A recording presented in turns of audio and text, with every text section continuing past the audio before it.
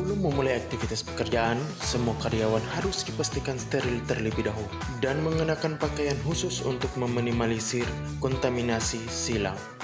Buah kelapa yang telah dipisahkan dari siput kelapa kemudian dikupas menggunakan mesin pengupas batok kelapa untuk memisahkan batok dan daging kelapa. Untuk memastikan hasil VCO sesuai keinginan, daging kelapa yang dicuci kemudian disortir untuk mendapatkan daging kelapa yang berkualitas.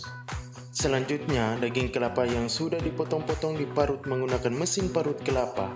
Parutan kelapa ini akan diperas untuk diambil santannya. Proses pemerasan santan menggunakan mesin.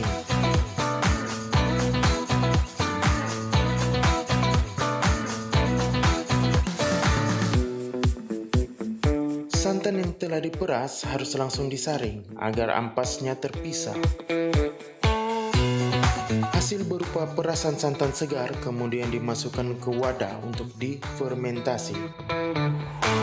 Santan segar siap difermentasi. Metode untuk menghasilkan VCO ini dibagi menjadi dua metode.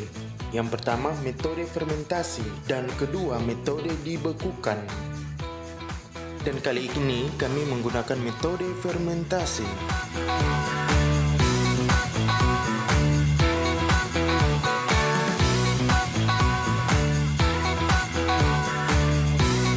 Melalui 16 jam proses fermentasi, santan sudah berubah menjadi 4 bagian. Bagian bawah air, bagian kedua blondo, bagian ketiga VCO, bagian keempat blondo.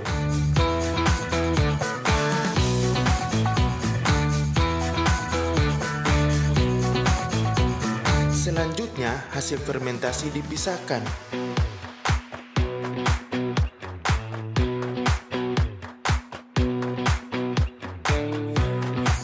VCO yang sudah terbentuk dipisahkan, sementara VCO yang masih tercampur dengan blondo dimasukkan ke tub untuk diputar di mesin sentrifugal.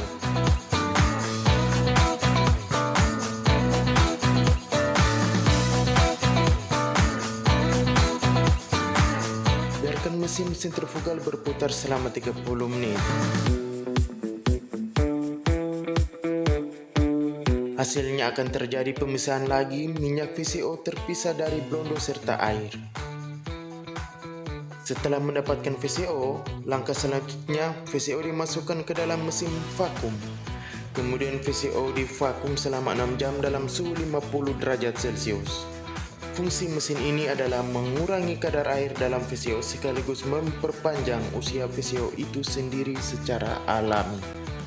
VCO yang telah divakum dilanjutkan ke proses filterisasi menggunakan mesin filter dengan saringan 200 mSh. VCO yang sudah bersih dan jernih selanjutnya siap untuk dikemas dalam botol kemasan kemudian diberi label. Kami pun juga lewat kegiatan-kegiatan riset yang telah kami lakukan, kami telah banyak mengembangkan penelitian terkait dengan produk VCO dan hal proses produksinya atau metode pembuatan VCO, kemudian kandungan kimia yang ada dalam VCO yang bermanfaat untuk kesehatan, maupun juga kami juga sudah melakukan penelitian sampai ke uji-uji klinis, yang mana uji klinis itu terkait dengan aspek kesehatan terhadap manfaat dari VCO itu sendiri.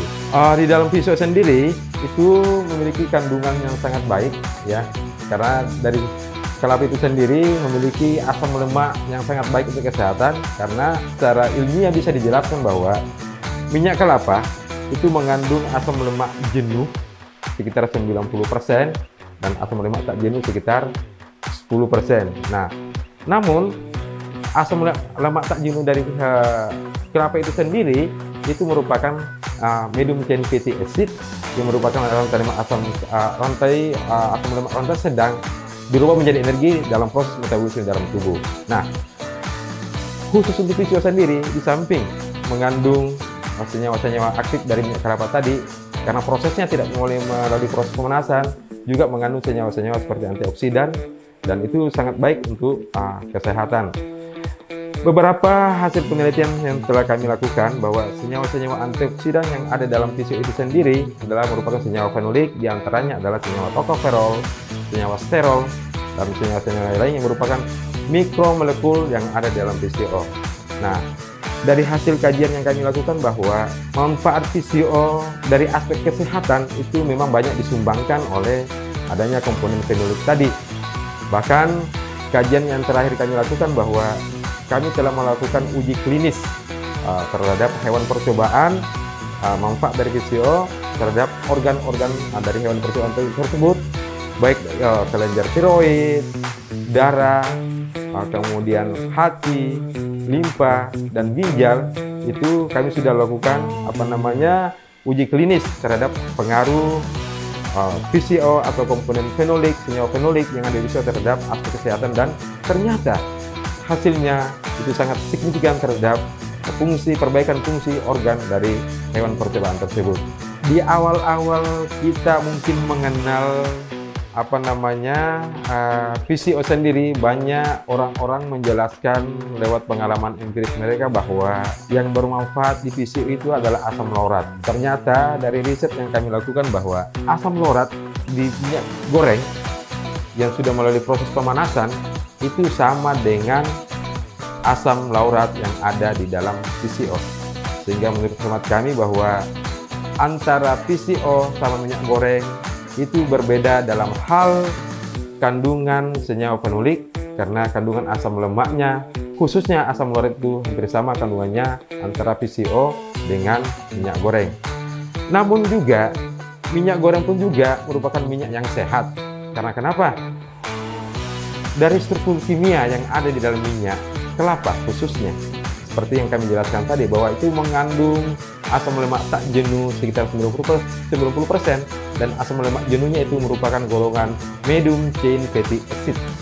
Dan medium chain fatty acid itu dalam proses metabolisme dalam tubuh itu gampang atau lebih mudah diurai menjadi energi yang bisa dimanfaatkan untuk manusia dalam beraktivitas.